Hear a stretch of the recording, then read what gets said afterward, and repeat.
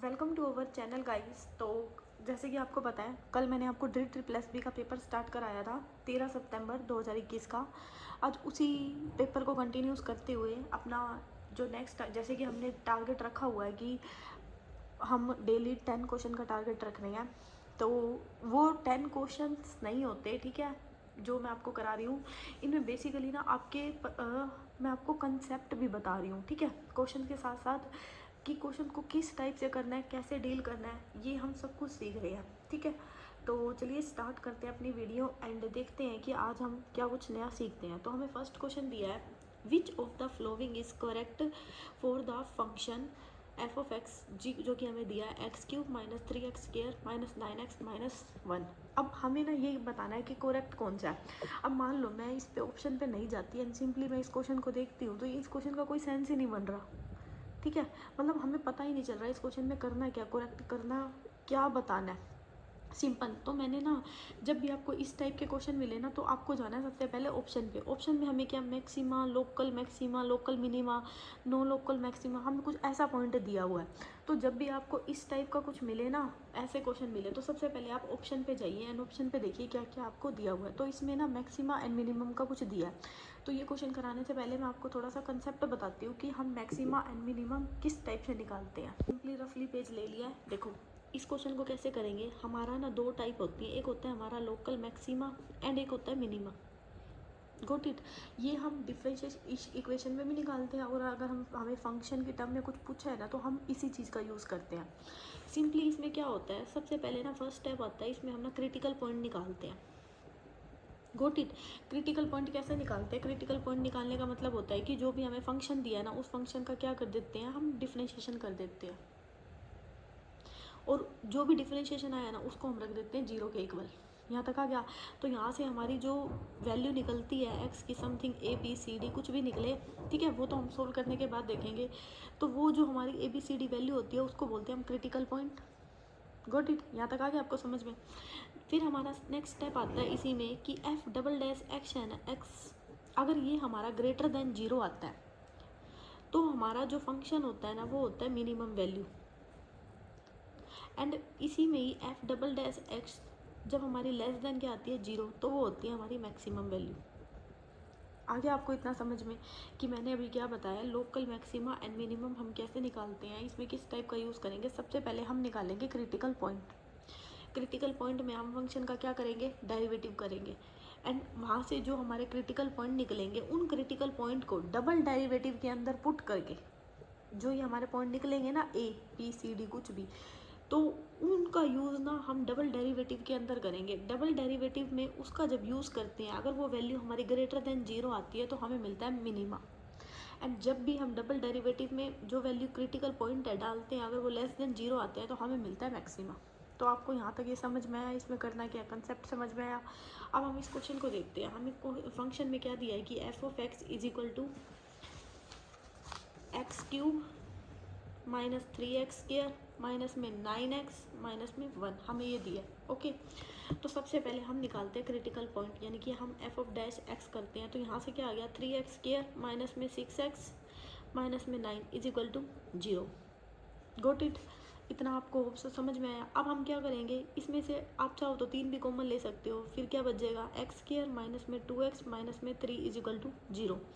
अब इसके फैक्टर बना लो। इसके फैक्टर क्या बनेंगे, x² माइनस में, मतलब 3 भी आना चाहिए एंड मल्टीप्लाई एंड डिवाइड करें तो 2 भी आना चाहिए, तो यही बनेंगे इसके फैक्टर सिंपली। ठीक है, इतना होप सो आपको फैक्टर बनाने आते होंगे। अब सिंपली हमने इसके फैक्टर बना लिए एंड इनको क्या कर दिया, सेपरेट कर दिया। यहाँ क्या बच गया, x माइनस 3। तो हमारे एक बन गया हमारा x प्लस 1 और एक x माइनस 3। यहाँ से हमारे x की वैल्यू कितनी आ गई, -1 एंड किस पे आ गई, प्लस का 3। तो ये हमारे जो ये 2 पॉइंट आए हैं, इन पॉइंट को हम क्या बोलते हैं, क्रिटिकल पॉइंट। आगे आपको इतना समझ में। अब मैंने आपको क्या बताया है कि हमें मैक्सिमम और मिनिमम निकालना है, यानी कि इसका डबल डेरिवेटिव करेंगे। तो एफ डबल डैश एक्स निकालो, तो कितना आ जाएगा आपका, इसी को 6x, हमें क्या दे दिया, 6x माइनस में 6 इज इक्वल टू 0। अब आप इसमें क्या करिए, ये वैल्यू पुट कर दीजिए। मैंने पहले उठाया x -1 ले लिया, ठीक है। -1 पुट करते ही मैंने यहाँ पे जब -1 पुट किया तो मेरी वैल्यू कितनी आ गई, -6 इज इक्वल टू -12, जो कि क्या आ गई, लेस देन 0। ये हमारी क्या आ गई, maximum point. Goat it. And जब मैंने इसमें x इज इक्वल टू 3 डाला, इसमें पुट कीजिए 3 माइनस में 6 एंड 18 माइनस में 6, यहाँ से आपका आ गया 12, जो कि आ गई ग्रेटर देन 0। ये आपकी क्या आ गई, मिनिमम वैल्यू। तो बस अब आप इसी मतलब जो हमने वैल्यू निकाल लिया ना, यही आप ऑप्शन में देखिए कि आपको क्या दिया हुआ है। तो हम देखते हैं ऑप्शन में हमें क्या गिवन है। हमें दिया है कि it neither has local maximum NOR minimum. मतलब ये चीज़ तो गलत लिखी हुई है ना, क्योंकि हम तो मैक्सिमम और मिनिमम हमने अभी निकालना है। तो ये चीज़ तो ये गलत बोल रहा है कि ये सैडल पॉइंट थोड़ा ना निकला है इसमें ना। जब एक बात और आती है कि जब आपका कोई भी मैक्सिमम या मिनिमम पॉइंट नहीं निकलता ना, तो उस पॉइंट को हम सैडल पॉइंट बोलते हैं। ये हम ऑलरेडी फर्स्ट पेपर में डिस्कस कर चुके हैं, अगर आपने देखा है तो। अगर नहीं देखा तो यू कैन चेक। तो बाकी मैं बता रही हूँ आपको कंसेप्ट भी। सैडल पॉइंट वो होता है जो हमारा ना तो मैक्सिमम होता है ना ही मिनिमम होता है, क्योंकि मैंने बहुत अच्छे से सैडल पॉइंट आपको पढ़ाया भी हुआ है। अब नेक्स्ट हमें दे दिया कि it has local maximum at x is equal to -1। अब x इज इक्वल टू -1 पे हमारा क्या आया है, मैक्सिमम। यहाँ पे देखो क्या मैक्सिमम किस पे आया है, at x is equal to -1, and local minimum आपका किस पे आया है, at x is equal to 3 पे। अभी देखो हमने मिनिमम किस पे निकाला है, 3 पे, और मैक्सिमम किस पे निकाला है, -1 पे। हाँ भाई, ये बात बिल्कुल करेक्ट जा रही है, ठीक है। अभी एक बार हम ऑप्शन नीचे वाला भी पढ़ेंगे, ठीक है। इट हैज़ लोकल मैक्सिमम, भाई ये तो अपोजिट लिखा हुआ, एंड नो लोकल मिनिमम। मिला है मिनिमम, क्यों नहीं मिला, ये तो बात गलत लिखी हुई है। It has local maximum at x is equal to 3। At x is equal to 3 पे लोकल मैक्सिमम थोड़ा ना मिला है, लोकल मिनिमम मिला है। तो हमारा ऑप्शन नंबर बी क्या हो जाएगा, करेक्ट। होप सो आपको ये क्वेश्चन बहुत ही अच्छे तरीके से समझ में आया। एंड और भी मतलब अगर इस टाइप के कोई क्वेश्चन आते हैं तो आप इजीली हैंडल कर लोगे। नेक्स्ट हमें दिया है क्वेश्चन नंबर 12 की when the fluid F is incompressible then which of the following condition hold। देखो इसमें ना आपकी दो चीज़ें आती है सिंपली। जब भी आपको ना del dot f is equal to 0 दे रखा हो, तो ये हमारा केस होता है आपका सोलिनोइडल का, ठीक है। ये आपका ना वो डायनामिक, मतलब जो आपकी एक मैथ्स में ना एक बुक होती है डायनामिक, तो ये वहाँ से ये दो कंसेप्ट उठाए हुए हैं, ठीक है। तो सिंपली है, बस रिजल्ट ही है, ये आपको लर्न करने हैं कि जब del dot f is equal to 0 होता है ना, तो ये हमारा क्या होता है, सोलिनोइडल, ठीक है। और जब del cross f is equal to हमारा 0 होता है, तो ये हमारा बनता है इरेगुलर का केस। Got it. बस ये दो पॉइंट याद रखने हैं।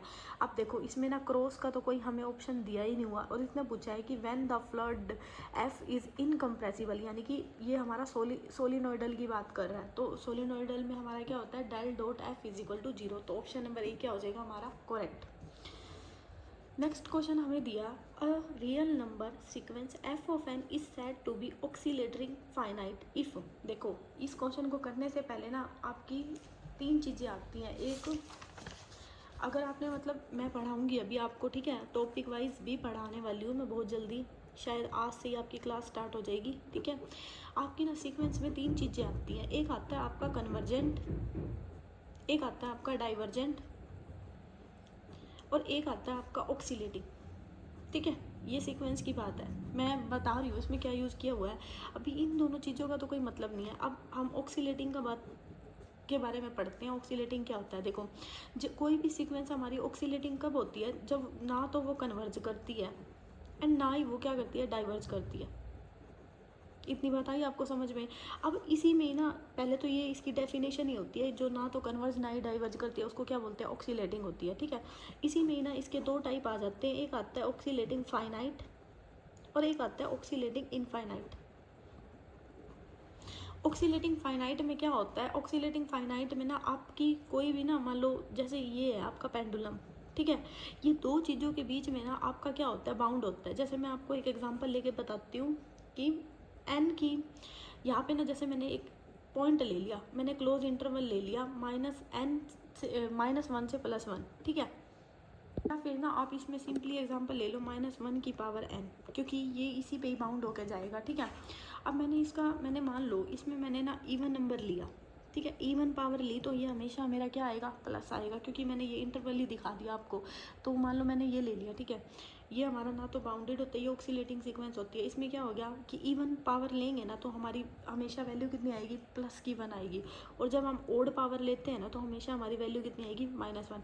यानी कि जो ये पेंडुलम है -1 और +1 के बीच में ही जा रहा है, ठीक है, इधर से इधर घूमेगा। यानी कि ऑक्सीलेट करने का क्या मतलब होता है, जैसे झूला होता है आगे पीछे आगे पीछे, तो ये क्या होता है हमारा ऑक्सीलेट, ठीक है।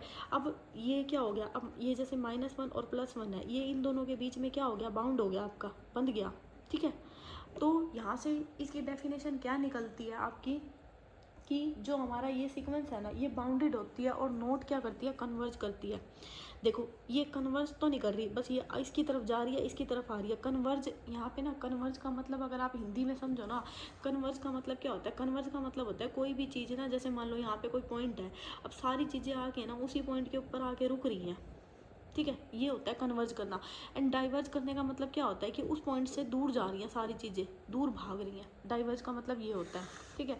अब ये बाउंडेड तो है लेकिन ये कन्वर्ज नहीं कर रही, देखो ये आगे आ रही है पीछे आ रही है। कन्वर्ज का मतलब है कि उसी पॉइंट के ऊपर आगे जाके रुक जाना, मतलब सारी चीज़ों का, लेकिन ये ऐसा नहीं कर रही। तो हम यहाँ से क्या कह सकते हैं, ये बाउंडेड तो होती है लेकिन क्या होती है, नॉट कन्वर्ज। गोट इट, यहाँ तक ये पॉइंट समझ में आया आपको।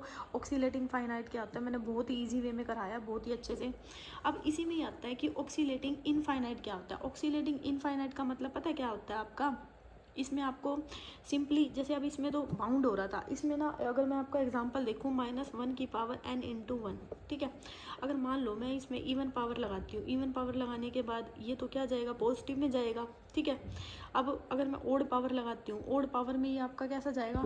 अब मान लो आपका मैंने ये इवन पावर में लगाया, ये जैसे मैंने इवन लिखा, इवन मान लो इवन मैंने 2 लगाया यहाँ पे, -1 की पावर 2 एंड × में 2, तो यहाँ पे ये वैल्यू क्या आ गई, 2, यानी कि पॉजिटिव वैल्यू आ रही है, ठीक है। अगर मैंने यहाँ पे मान लो ओड पावर लगाई, सपोज मैंने 3 ले लिया, तो -1 की पावर 3 × में 3, तो -1 3।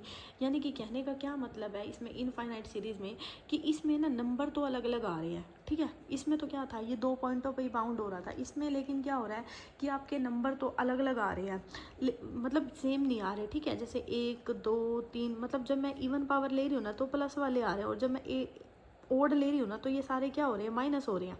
कहने का ये मतलब है। तो ये हमारी सीरीज़ क्या होती है, अनबाउंडेड होती है। गोट इट। एंड क्या होती है, नॉट डाइवर्ज, नॉट डाइवर्जेंट। तो इस सीरीज़ को हम क्या बोलते हैं, oscillating infinite series. Hope so आपको ये दोनों कंसेप्ट अच्छे से समझ में आए। तो अब चलते हैं अपने क्वेश्चन पे। हमें क्वेश्चन में क्या दिया है कि a real number sequence f of n is said to be oscillating finite. अब इसने ना इसी में ये पूछ लिया है कि ऑक्सीलेटिंग फाइनाइट क्या होता है। तो यहाँ पे देखो, इट इज़ नॉट कन्वर्जेंट। हाँ ये तो होती है बात, मतलब एक चीज़ के लिए ना, मतलब इसको एक बार होल्ड कर लो, यस ये तो होती है। नेक्स्ट दे दिया, इट इज़ नॉट बाउंडेड। क्या ये बाउंडेड नहीं होती, मैंने अभी देखो आपको कंसेप्ट समझाया, ये क्या होती है, -1 और +1 के बीच में चलती है, यानी कि ये तो बाउंडेड होती है। इसलिए ये बात क्या लिख रखी है, गलत लिख रखी है कि इट इज़ नॉट बाउंडेड, ये तो बाउंडेड नहीं है, तो ये बात तो क्या होगी, हमारी गलत होगी। It is not diverge. देखो यहाँ पे, देखो यहाँ पे इसने क्या लिखा है कि ये डाइवर्ज करती है, कन्वर्ज करती है, ये करती है नॉट कन्वर्ज, लेकिन इसने लिखा है इट इज़ नॉट डाइवर्ज। ये तो भाई इनफाइनाइट की सीरीज़ की केस में आता है, तो इसलिए ये चीज़ भी क्या हो जाएगी, गलत हो जाएगी। नेक्स्ट हमें दे दिया, इट इज़ नॉट बाउंडेड। क्या ये बाउंडेड नहीं होती, अभी तो हम पढ़ के आए हैं ये बाउंडेड होती है, तो यानी कि ये तीनों ऑप्शन क्या हो गया आपके गलत। तो ऑप्शन नंबर फर्स्ट क्या हो गया कि इट इज़ नॉट कन्वर्जेंट, ये सीरीज़ हमारी क्या होती है, कन्वर्जेंट नहीं होती। होप सो आपको कंसेप्ट के थ्रू ये क्वेश्चन समझ में आया। एंड मैंने बहुत, मतलब मैं बहुत इजी वे में ही पढ़ा रही हूँ, मेरा कोई मेन मोटिव ये नहीं है। अगर किसी, मान लो किसी की ग्रेजुएशन भी अच्छे से नहीं हुई है तो उसको भी समझ में आ जाएगा, ठीक है। मैं इतनी कोशिश कर रही हूँ, ठीक है। मुझे भी लगता है कि मतलब हर किसी की भाई ग्रेजुएशन इतनी अच्छी नहीं होती, ठीक है। तो मैं बहुत ही इजी वे में पढ़ा रही हूँ। अगर आपको पसंद आ रही है तो भाई सब्सक्राइब करना मत भूलना। सो चलो नेक्स्ट क्वेश्चन देखते हैं। If a is equal to, हमें दे दिया 2i + j + k and b हमें दे दिया 4 + j - k। अब सिंपली क्या करना है, इनकी डॉट प्रोडक्ट करनी है, तो करो। हमें क्या दे दिया, हमें a दे दिया 2i + j + k, got it. And b क्या दे दिया, मैं सिंपली मल्टीप्लाई कर रही हूँ, j - k। तो आप अगर इसको सिंपली मल्टीप्लाई करोगे तो कितना आ गया, 8 + 1 - 1। तो यहाँ से कटने के बाद आपका ऑप्शन कितना आ गया, 8। तो ऑप्शन नंबर आपका बी क्या हो जाएगा, करेक्ट। Got it. नेक्स्ट हमें दिया है if f be a function define on in close interval a and b is twice differentiable then it is said to be concave upward if। कल मैंने आपको एक concave upward and concave downward कुछ पढ़ाया था, अगर आपने मेरी वीडियो अच्छे से देखी है तो मैंने ये वाला डायग्राम बनाया था। मैंने आपको क्या बताया था कि जब भी कोई हमारा मतलब फंक्शन है वो concave अपवर्ड होता है, इस कंसेप्ट को ना अच्छे से कर लेना, बहुत सारे क्वेश्चंस में यूज़ हो रहा है ये। तो हमारा एफ डबल डैश एक्स क्या होता है, ग्रेटर देन 0। और जब कनकेव डाउनवर्ड होता है, डाउनवर्ड यानी नीचे की तरफ, तो ये हमारी कंडीशन देता है f double dash x less than 0। तो बस इसने वही पूछा है कि जब हमारा कनकेव अपवर्ड होता है ना, देखो यहाँ पे लिखा भी हुआ है ट्वाइस डिफरेंशिएबल, ये ट्वाइस डिफरेंशिएबल मतलब ये वाला कंसेप्ट यूज़ होगा इसमें। तो सिंपली आपको क्या करना है, एफ अपवर्ड बोले ना, अपवर्ड के नाम से क्या होता है f double dash x is equal to 0। तो देख लो कौन से ऑप्शन में है, तो आपका ऑप्शन नंबर सी क्या हो जाएगा, करेक्ट। गॉट इट, आया आपको अच्छे से समझ में। अब नेक्स्ट हमें दिया है कि यूलर फंक्शन इज, देखो हमारा यूलर फंक्शन है ना वो क्या होता है, 1 1 होता है, ऑन टू होता है क्या, नाइदर 1 1 नॉर ऑन टू, या फिर ऑन टू बट नॉट 1 1। अब ये क्या होते हैं, पहले तो हम ये देखते हैं, सबसे पहले ना यूलर फंक्शन क्या होता है वो देखते हैं। सिंपली ना मैं अगर आपको एक लाइन में बताना चाहूँ ना, यूलर फंक्शन को ना हम एन से डिनोट करते हैं, ठीक है, मतलब फाई एन होता है। और इसका मतलब क्या होता है कि ऑल द नंबर या फिर ऑल द पॉजिटिव इंटीजर को प्राइम टू एन, ठीक है, एंड लेस देन क्या होते हैं, एन होते हैं। बस सिंपली ये याद रखो कि जो सारे नंबर होते हैं ना, मतलब जो भी जैसे एन दिया है ये क्या होता है, इसके साथ को प्राइम होता है और लेस देन होना चाहिए। बस सिंपली यही इसकी क्या होती है, डेफिनेशन होती है। तो हम इसी डेफिनेशन का ना यूज़ करेंगे। इसमें क्या होता है, मैंने मान लो पहले 1 1 बताती हूँ आपको क्या होता है, फिर आप अच्छे से कनेक्ट कर पाओगे 1 1 एंड ऑन टू क्या होता है, ठीक है। पहले इसका मतलब सीखो। अब 1 1 का मतलब पता क्या होता है, जैसे 1 1 देखो, फिर मैं बताऊँगी आपको ये क्वेश्चन कैसे सोल्व करना है। 1 2 3 4 5 6 7 8, सिंपली ए, यहाँ ए बी सी डी लिख देती हूँ मैं, ठीक है, ई एफ जी, मैंने ये ले लिया। अब 1 1 का मतलब होता है कि आपका जो ये वाले एलिमेंट है ना, ए के सारे एलिमेंट के पास ना, ए के, मैं क्या बोल रही हूँ ध्यान से देखना जो मैं बोल रही हूँ, ए के सारे एलिमेंट के पास ना यूनिक इमेज होनी चाहिए। तो ये हमारा फंक्शन क्या होता है, 1 1, ठीक है। जैसे मान लो मैंने 5 लिखा, इसकी 2 लगा दी, इसकी मैंने 8 लगा दी, इसकी 4 लगा दी, तो ये फंक्शन हमारा 1 1 है। इतनी बात आई समझ में। और अगर मैं ऑन टू की बात करती हूँ ना, ऑन टू में क्या होता है, ये सिर्फ अपोजिट होता है कि बी के पास या फिर बी के सारे एलिमेंट के पास प्री इमेज होनी चाहिए। प्री इमेज का मतलब वो सारे के सारे ना ए के साथ कनेक्ट होने चाहिए। सिंपल लैंग्वेज में अगर मैं बोलूँ, बी के सारे एलिमेंट के पास क्या होनी चाहिए, प्री इमेज होनी चाहिए, यानी कि वो ए के साथ क्या होना चाहिए, मतलब कोई भी एलिमेंट है ना इसमें खाली नहीं होना चाहिए। चाहे इसके बाद 2 हो सकती है, इसमें खाली रह सकता है लेकिन इनके पास ना सेम भी हो सकती है, ज़रूरी नहीं है। तो बी के सारे ना कनेक्ट होने चाहिए ए के साथ। तो आपको ये 1 1 ऑन टू समझ में आया। अब हम नेक्स्ट मतलब इसी में ही मैं आपको यूलर फंक्शन का जो कंसेप्ट है ना वो समझाती हूँ। अब जैसे मान लो यूलर फंक्शन मैंने लिखा 1, अब 1 का तो क्या हो जाएगा, 1 ही हो जाएगा, को प्राइम एक ही होता है। अब मैंने अगर 2 लगाया सिंपली, अब 2 का जैसे 2 में एलिमेंट हो गए 1 एंड 2, अब 1 और इसमें कितने एलिमेंट आ जाएंगे, एक एलिमेंट आ जाएगा। क्यों एक एलिमेंट आ जाएगा, क्योंकि 2 और 1 का को प्राइम करें यानी कि SCF निकाल ले तो कितना आता है, 1 ही आएगा, ठीक है। अगर मैं 2 और 2 का निकाल लूँ तो इसमें SCF के क्या निकल जाएगा, 2 निकल जाएगा, जो कि नहीं हो सकता क्योंकि एक बताना है हमें तो SCF। अब 3 देखो, 1 2 3, अगर आपको नहीं आता ना निकालना है ऐसे करके निकाल लिया करो सिंपली। नहीं तो ना यहाँ पे जैसे प्राइम होता है ना, प्राइम नंबर का जो ये होता है ना यूलर फंक्शन, वो होता है n-1, यानी कि जितने यहाँ एलिमेंट है ना उससे एक कम होता है। तो सिंपली जैसे यहाँ पे 3 है ना, 3 से अब 2 हो जाएंगे। अगर मैं इसको निकाल के भी दिखाऊँ, देखो 3 और 1 का SCF कितना हो जाएगा, 1, ठीक है, 1 आ गया। 3 और 2 का SCF कितना हो जाएगा, 1, तो सिंपली कितने आ गए, 2, ठीक है। इसी तरह 4 का देखो 1 2 3 4, तो 4 और 1 का SCF 1, 1 बन गया। 4 और 2 का नहीं बनेगा, 4 और 3 का कितना बन जाएगा, 2, और 4 और 4 का तो है ही नहीं। तो सिंपली जो इवन का हमारा यूलर फंक्शन है ना वो तो कितना आता है, 2 आता है, और प्राइम का क्या आता है, n-1। तो ये मतलब यहाँ से निकलती भी है ये चीज़ें, ठीक है। अगर वैसे नहीं निकालना आता तो सिंपली ऐसे निकाल लो, कोई वो नहीं है। अब जैसे मैंने ना यहाँ पर निकाल दिया अलग अलग, ठीक है। अब मैंने इसका ना 1 1 देखा, 1 2 3 4, मैं आपको दिखा रही हूँ 1 1 ऑन 2 कैसे होएगा। यहाँ पे 1 2 3 4, ये मैंने ए ले लिया, ये मैंने बी ले लिया। अब देखो मैंने 5 1 निकाला, 5 1 निकालते मेरे इसके पास क्या आ गई 1, गोट इट। मैंने 5 2 निकाला, 5 2 निकालते भी इसके पास भी क्या आ गई 1, आ गया ना। लेकिन यहाँ से ये क्या कंसेप्ट निकल गया कि ये तो 1 1 नहीं हुआ। क्यों? क्योंकि अभी हम डेफिनेशन पढ़ के आए हैं। 1 1 का मतलब क्या होता है कि जो ए के एलिमेंट है ना उनके पास यूनिक इमेज होनी चाहिए। यूनिक कहने का मतलब है कि अलग अलग होनी चाहिए, ठीक है, सिंपल लैंग्वेज में। लेकिन यहाँ पे तो भाई दो 1 और 2 की क्या आ गई, एक इमेज आ गई ना। तो यहाँ पे फंक्शन क्या 1 1 नहीं है। अब चेक करते हैं ऑन 2। अब ऑन 2 में भी सिंपल ये बना लो 1 2 3 4, 1 2 3 4। अब मैंने 1 का लिखा तो कितना आ गया 1, मैंने 2 का लगाया तो कितना आ गया 1, ठीक है। 3 का लगाया तो मेरे पास कितना आ गया 2। अब मैंने 4 का लगाया तो मेरे पास फिर कितना आ गया 2। अब यहाँ से क्या है, मैंने आपको ऑन 2 में डेफिनेशन बताई कि बी के पास ना, बी के हर एक एलिमेंट के पास प्री इमेज होनी चाहिए। लेकिन यहाँ तो ये देखो 3 बच गया। अब 3 तो किसी का आएगा ही नहीं। अब 4 तो मान लो आ जाएगा आगे किसी का, लेकिन 3 तो ये आगे किसी का आएगा ही नहीं, क्योंकि हमारे जो प्राइम नंबर है उसकी क्या आ जाएगी पावर, n-1 कर देंगे, ठीक है। मतलब इसमें क्या हो जाएंगे, हमारे सारे एलिमेंट नहीं जाएंगे, इनमें हमारे क्या एलिमेंट बच जाएंगे। एलिमेंट क्या हो जाएंगे, बच जाएंगे। जैसे ये 3 बच गया, ठीक है। अगर मैं 5 की देखूँ तो क्या हो जाएगी 4 हो जाएगी, क्योंकि 5 प्राइम है ना, n-1 4 हो जाएगी। लेकिन 3 तो किसी की आएगी ही नहीं, 3 तो वैसे ही बच गया। तो हमारे एलिमेंट क्या हो गए, बच गए। तो यहाँ से हमारा क्या कंसेप्ट निकल गया कि ये ऑन 2 भी नहीं है, ऑन 2 नहीं है, ठीक है। तो अब हम अपने क्वेश्चन पे आते हैं कि यूलर फंक्शन 1 1 होता है, नहीं होता, अभी हमने प्रूफ कर दिया। ऑन 2 होता है, ये भी नहीं होता, neither 1 1 NOR on 2। Yes, this is correct.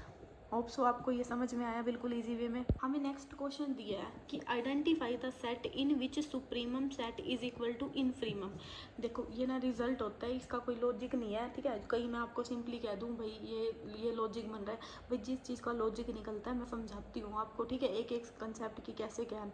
अब ये सिंपली आपका रिजल्ट होता है कि जो हमारा identity the set in which supremum set is equal to infimum, तो ये हमारा ना सिंगलटन सेट होता है। अगर मैं इसका थोड़ा सा लॉजिक निकालूँ ना एंड आपको समझाना चाहूँ तो देखो, मैंने यहाँ पे एक सिंगलटन सेट ले लिया 2, ठीक है। अब सुप्रीमम का मतलब क्या होता है, सुप्रीमम का मतलब होता है मैक्सिमम वैल्यू, गोट इट।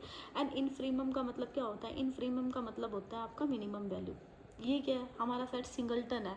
अब मुझे क्या पता है इसमें मैक्सिमम वैल्यू और मिनिमम वैल्यू कौन सी होगी, मैं तो दोनों को कह दूंगी भाई मैक्सिमम मेरे लिए 2 हो गया, मिनिमम भी मेरे लिए क्या हो गया 2 हो गया। तो बस इसने यही बोला है, ठीक है। मतलब कंसेप्ट ये है कि आइडेंटिफाई द सेट इन विच की सुप्रीमम और इनफ्रीमम कब इक्वल होंगे, जब वो सेट क्या होगा, सिंगलटन होगा, ठीक है। अगर आपको इनका मतलब पता है ना तो ईजी कर लोगे। नेक्स्ट हमें दे दिया to reduce the row echelon form the leading entry to each of the row must be. देखो जब एक हमारा ना कंसेप्ट आता है रो इक्वलन फॉर्म का, ये मैं आपको शायद पढ़ाऊंगी भी अलग से, शॉर्ट में ही पढ़ा दूंगी, ज़्यादा बड़ा टॉपिक नहीं है।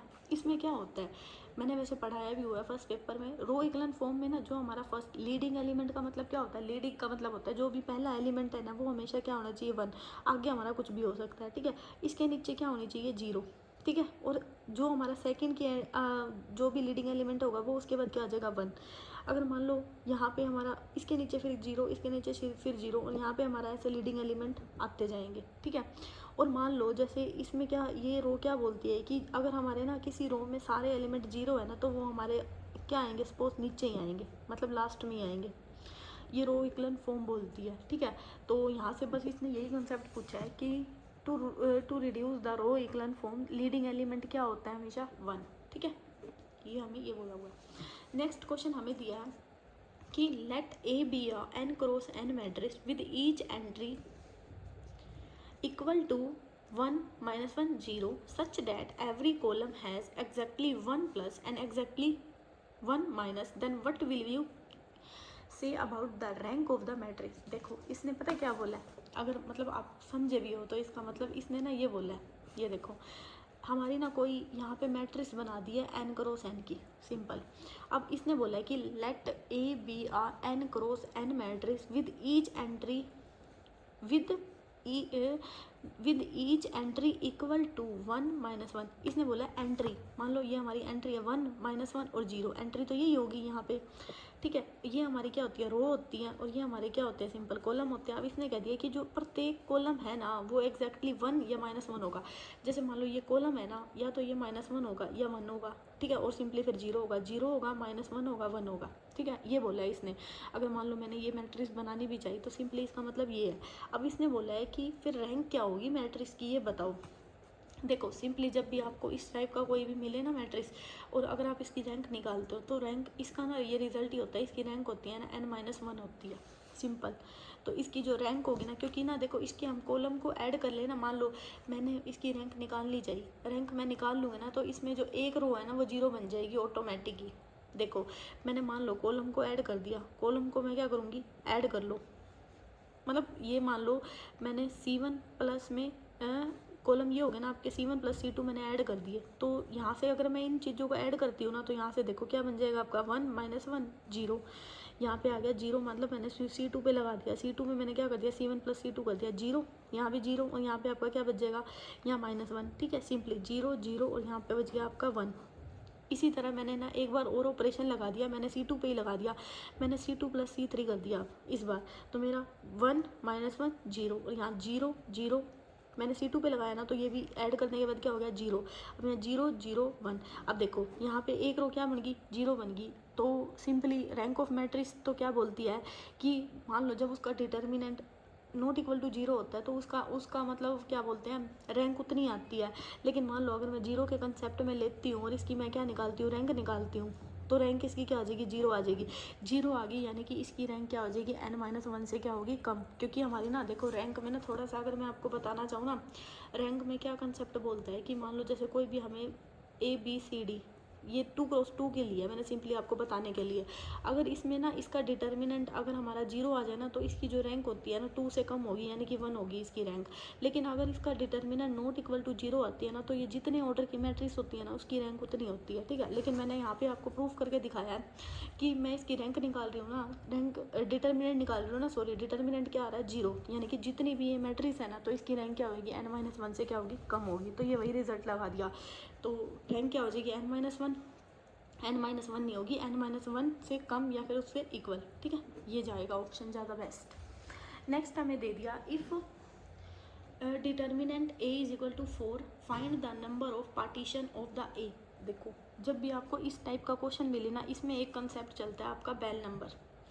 बेल नंबर हमारा क्या बोलता है कि bn+1 is equal to n is equal to 0 से n c के b के b, इसमें क्या होता है हमारी जो b0 की वैल्यू होती है 1, और b1 की वैल्यू भी हमारी सिंपली क्या होती है 1। ये हमारा चलता है इसमें कंसेप्ट, जब भी हमें ना इस टाइप का क्वेश्चन निकालना हो कि हमें डिटर्मिनेंट दिया और नंबर ऑफ पार्टीशन पूछे, तो चलिए इसको सोल्व करते हैं।